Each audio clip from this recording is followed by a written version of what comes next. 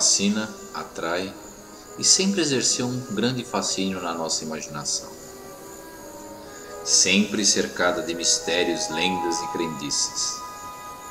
Embora as últimas décadas tenham proporcionado novos entendimentos sobre muitos mistérios lunares, um grande número de questões sobre este satélite permanece ainda sem resolução. E um dos grandes mitos que ainda permanecem nas mentes de muitas pessoas é a pergunta: será que realmente fomos à Lua? Ou é simplesmente um mito?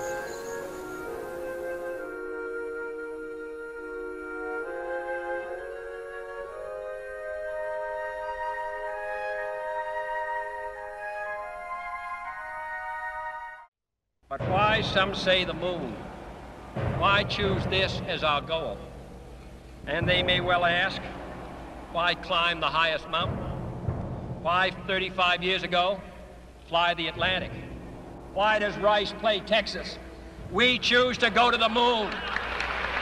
We choose to go to the moon in this decade and do the other things, not because they are easy, but because they are hard.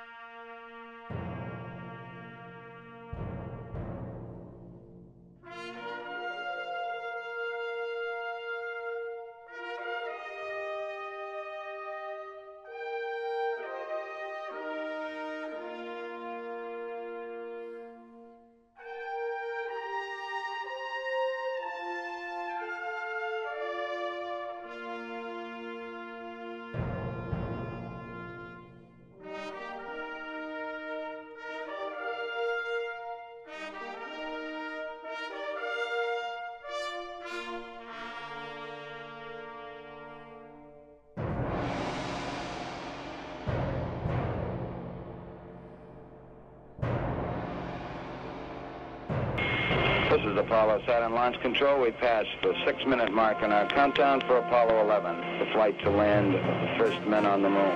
The swing arm now coming back as our countdown continues.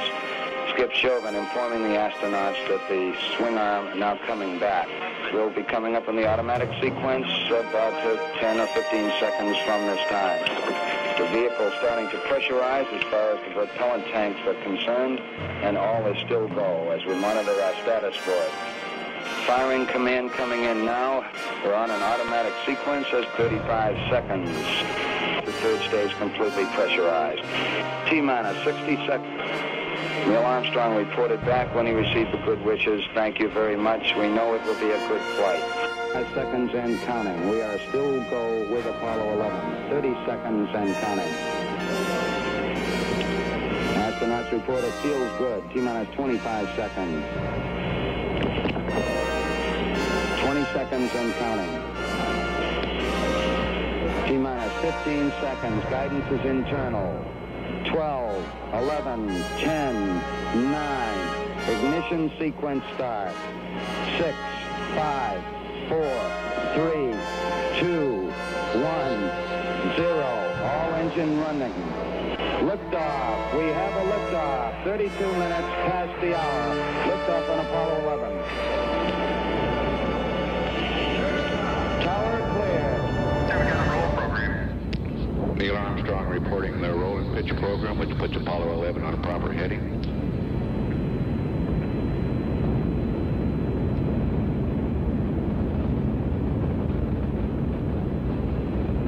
Plus 30 seconds.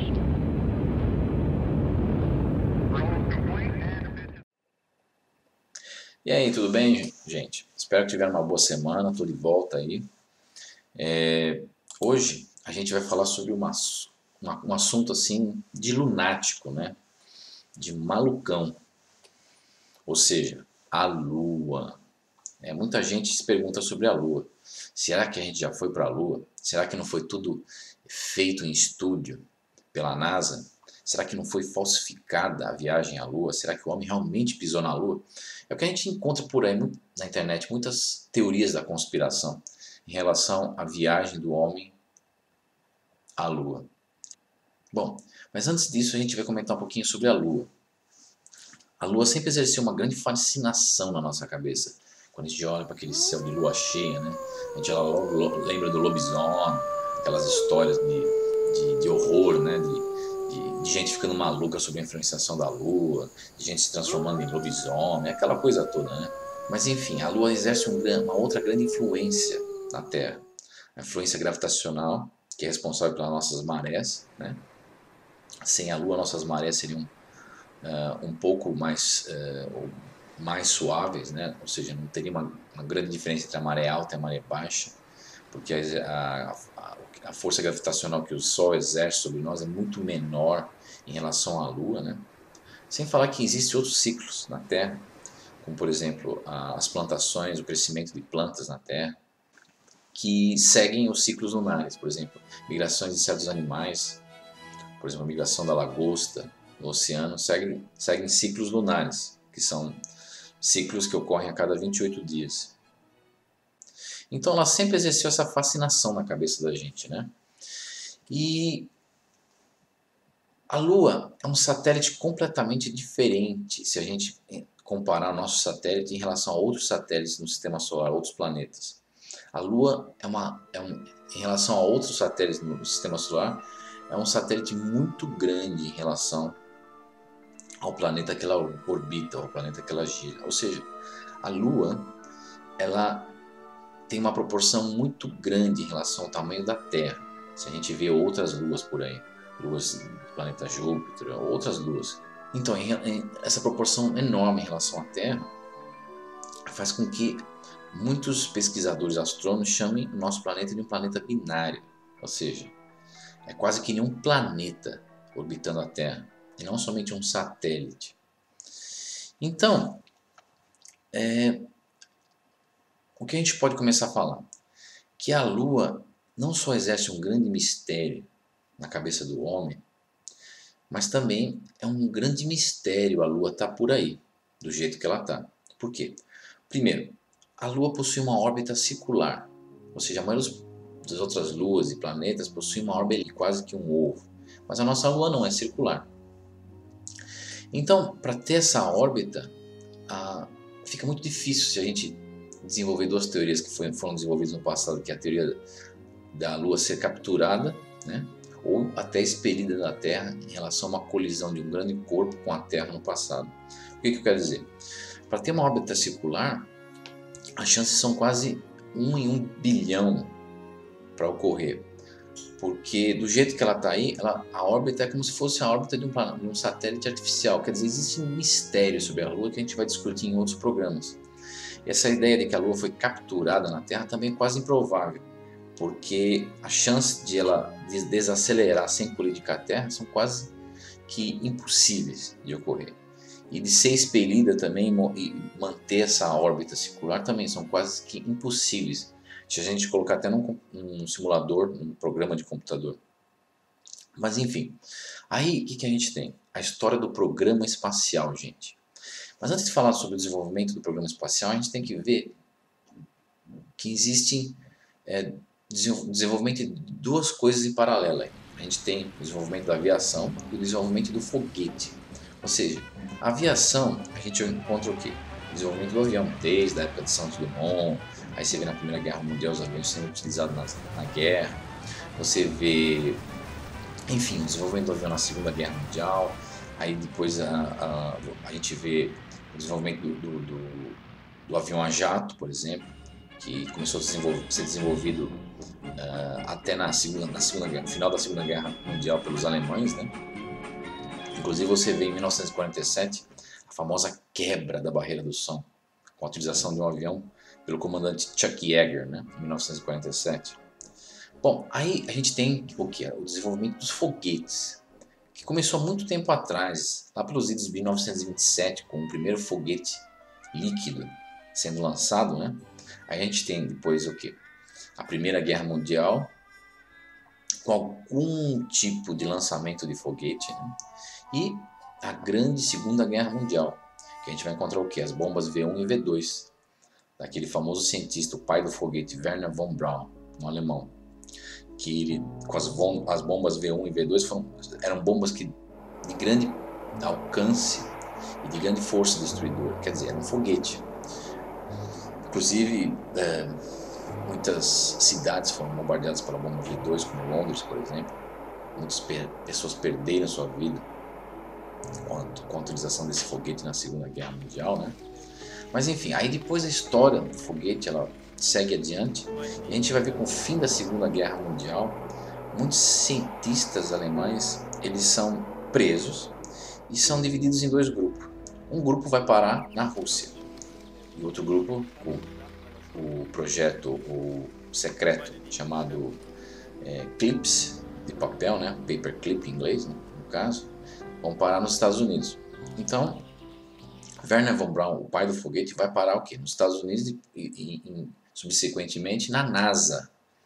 Ou seja, se a gente pegar a história da NASA, a gente vai ver que quase todos os cientistas responsáveis pelo projetos dos foguetes realmente eram alemães. Ou seja, a NASA era ou foi desenvolvida por alemães importados da Europa pós-fim da Segunda Guerra Mundial.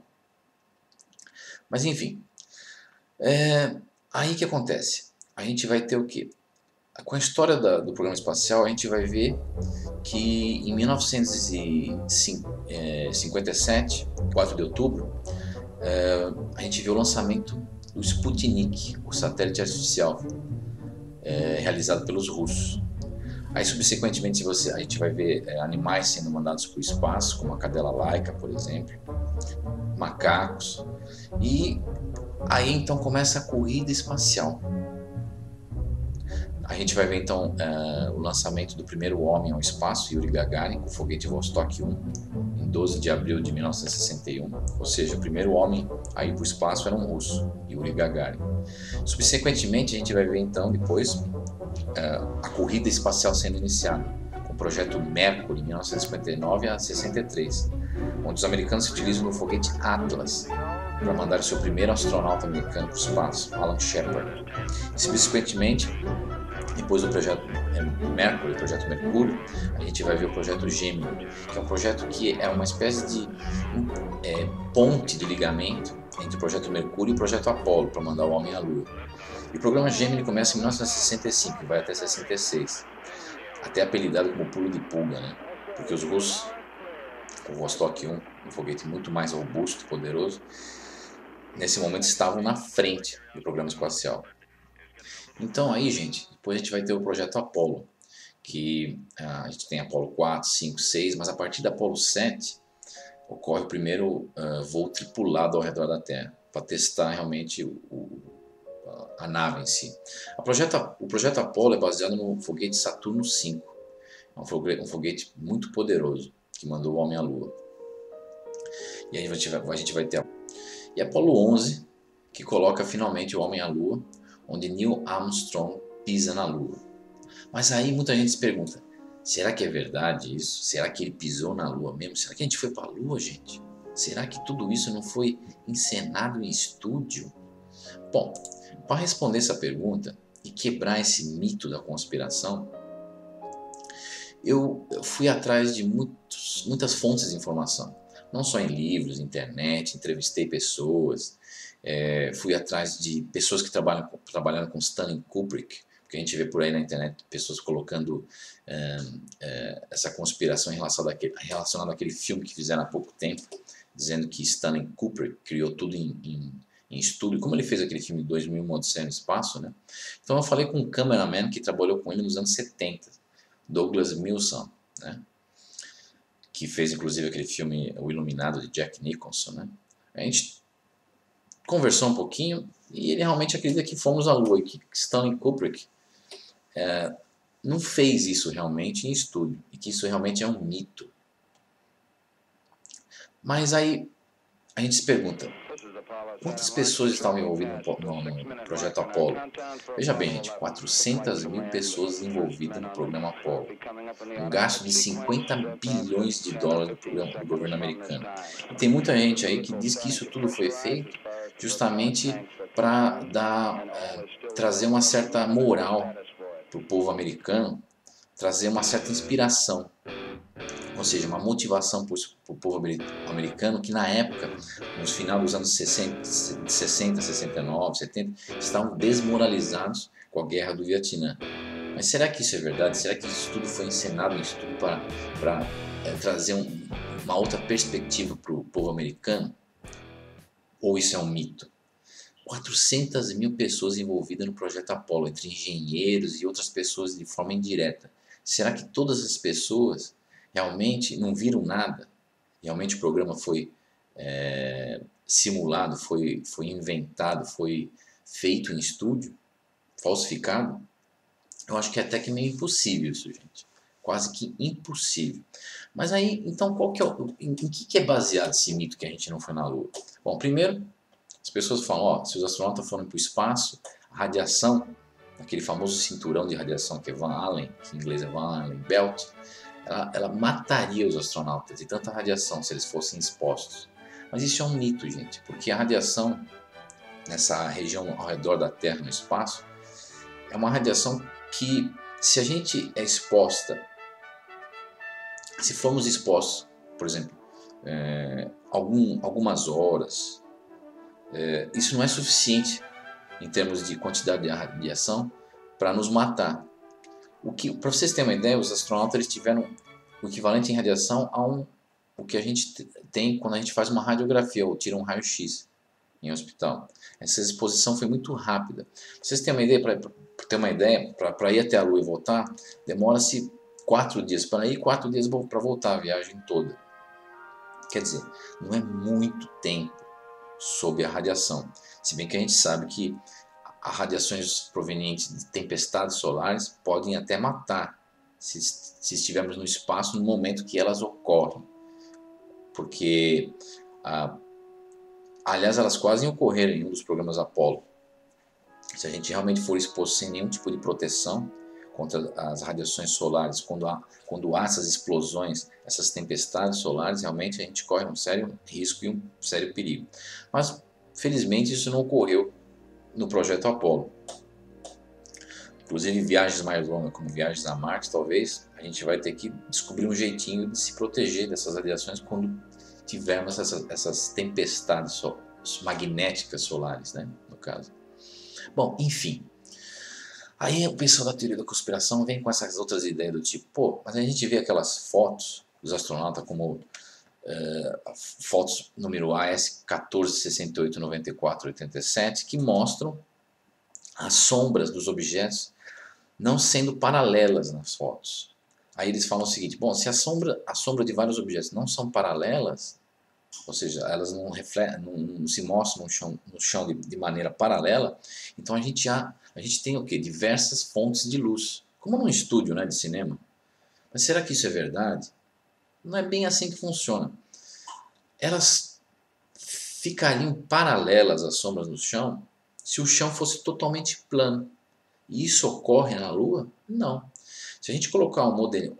Aliás, isso já foi até discutido e mostrado em laboratório. Se a gente fizer um modelinho da superfície lunar numa escala menor, colocar um modelo da nave, dos astronautas, de certas pedras, mas com certos níveis, ou curvas de níveis na Lua, a gente vai ver que áreas mais altas e áreas mais baixas vão dar diferença no ângulo das sombras, elas não vão ser paralelas. Ou seja, a gente vai verificar que as sombras de algumas pedras, como vocês estão vendo aí, nas partes mais altas, nos morros, as sombras vão ter um ângulo diferente daquelas outras sombras formadas de pedras que se encontram em regiões mais baixas. Quer dizer, essa questão da sombra não serem paralelas é um mito. Ou seja, a gente não tem várias fontes de luz, mas o que a gente tem são diferentes níveis, ou curvas de níveis, ou na superfície da Lua, ou seja, a superfície da Lua não é plana. Mas enfim,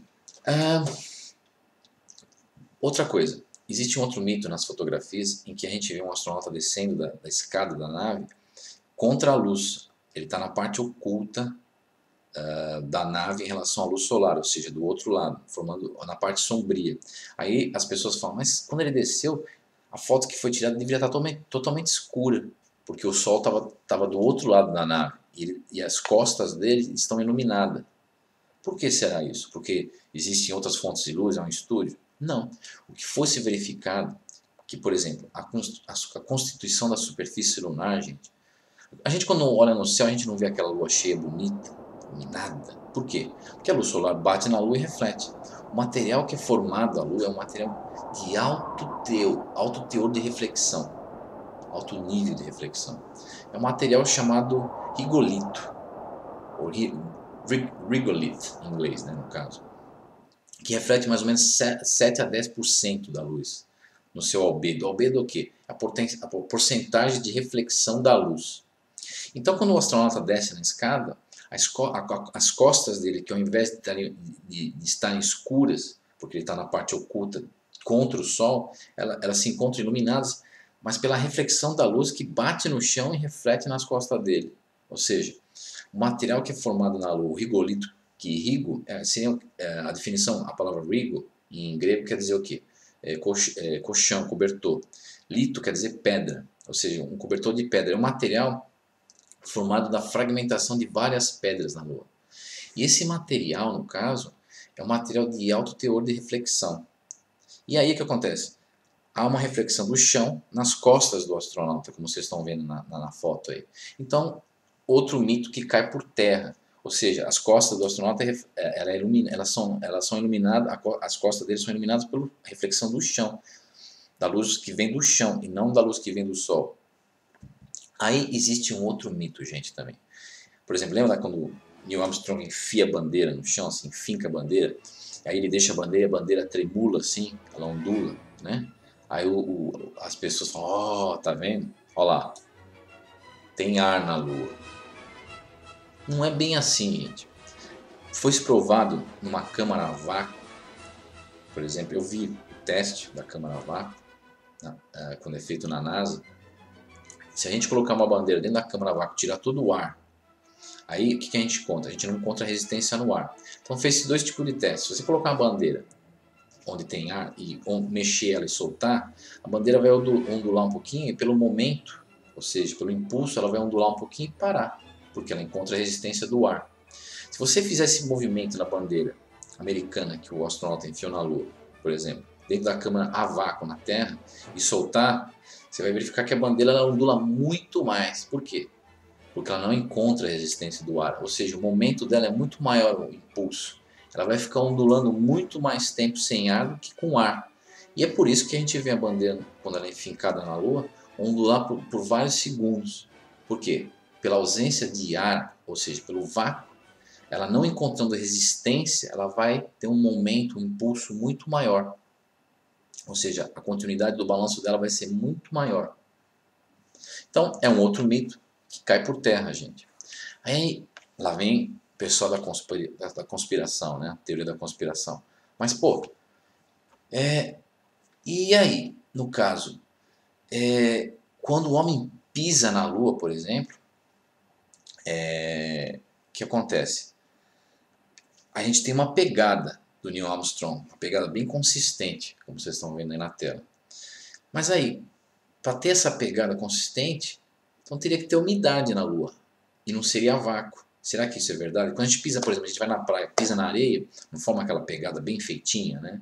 Se a Lua é seca, e a Lua não tem ar, não tem atmosfera, nada, então a pegada seria que nem a gente quando pisa numa areia seca.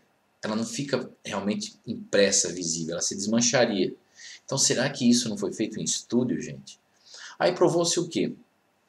Que o material da Lua, como eu já falei, o rigolito, é um material em que as suas partículas microscópicas possuem um formato de tal maneira que esse formato propicia que a pegada, quando ela é feita nesse material, ela se mantém agregada, constante e bem impressa. Quer dizer, independente de se há umidade ou não.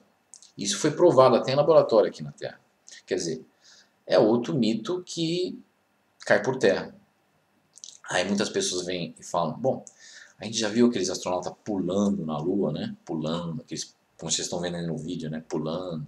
Você sabe que a Lua é 1/6, dizem que é 1/6 da gravidade terrestre, ou seja, é 6 vezes menor que a gravidade terrestre. Então a gente vê o astronauta quase que surfando na Lua, ou assim, andando de uma maneira assim, até graciosa, né? Aí eles falam, bom, isso foi feito porque a NASA fez em estúdio e aí diminuíram a velocidade do filme, ou até puseram fios escondidos na cabeça do astronauta aqui atrás, para dar essa sensação de sem gravidade, e com esse conjunto de fios e mais a diminuição da velocidade do filme, isso foi falsificado em estúdio. Será que é verdade isso, gente? Olha, eu vi esse teste sendo feito aqui com cabos de aço e diminuição da velocidade do filme. Se você comparar o filme feito dessa maneira e o filme da Lua, eles não têm comparação, não tem nada a ver uma coisa com a outra. Aí, pessoas pegaram e usaram aquele... Você já viu aqueles aviões que descem, eles mergulham de repente e sobem de repente? No momento que eles mergulham, você tem um efeito da gravidade zero dentro do avião. Existem empresas nos Estados Unidos, na Flórida, que fazem esse tipo de teste, ou esse tipo de turismo no ar. Por exemplo, tem uma empresa chamada Zero G, ou zero gravidade, né? Que oferece isso a qualquer um para ter essa sensação na Flórida. Quando vocês forem na Flórida, se vocês quiserem procurar, vocês podem até participar de um turismo desse jeito. Então, quando o avião desce e sobe, a sensação, por alguns segundos, 60 segundos, ficamos sem gravidade. Assim. Há uma simulação, há uma experiência. Então, fez esse teste no avião, calibrando o avião na queda, de forma que tivéssemos 1/6 da gravidade da Lua dentro do avião. E filmou-se uma pessoa com a estrutura toda, a roupa, com o peso ideal, o peso igual dos astronautas, andando dentro do avião. E se a gente comparar esse filme feito dentro do avião com o filme feito na Lua, é igualzinho os movimentos do astronauta, o jeito que ele salta. Quer dizer, é outro mito que cai por terra. Hein? A gente vai ver se a gente fizer com cabo de aço ou diminuir a velocidade do filme, não fica igual ao filme que a gente vê dos astronautas da Lua. Uma outra coisa que derruba o mito da conspiração de que não fomos à Lua são os refletores de espelhos deixados na Lua pelos astronautas do programa Apollo. Se a gente mandar um laser para esses refletores hoje em dia, a luz do laser vai retornar, ou uma parte dos fótons desse laser vão retornar à Terra, provando que fomos à Lua e que deixamos refletores na superfície da Lua. Existem outras provas, como fotos do telescópio Hubble, que mostram os equipamentos, os veículos deixados na Lua, hoje em dia também, nas diversas localidades em que o programa Apollo desceu. Outro mito, outra prova que derruba o mito da conspiração. Aí fica a pergunta, então por que a teoria da conspiração? Por que na internet a gente vê muita gente falando o homem não foi na Lua? Aí eu fui atrás também. Conversei com astronautas, conversei com o segundo homem a pisar na Lua, Buzz Aldrin. Conversei também com o quarto homem a pisar na Lua, Alan Bean, né, da Apollo 12. E verifiquei o quê? Que realmente nós fomos na Lua. Dá para ver, dá para sentir quando eles relatam a viagem à Lua. Mas o que eu também verifiquei é que existe uma coisa estranha.